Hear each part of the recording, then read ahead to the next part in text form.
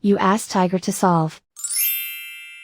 This deals with linear equations with one unknown. The final result is x equals -11. Let's solve it step by step. Simplify the expression. Group like terms. Simplify the arithmetic. Break up the fraction. Group like terms. Convert the integer into a fraction. Combine the fractions. Combine the numerators.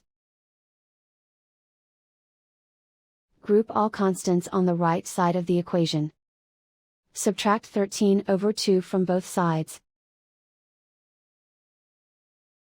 Combine the fractions. Combine the numerators. Reduce the zero numerator. Simplify the arithmetic. Convert the integer into a fraction. Combine the fractions. Combine the numerators.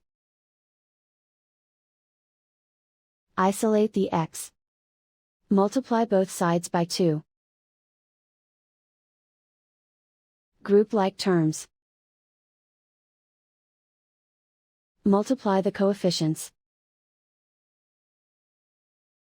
Simplify the fraction.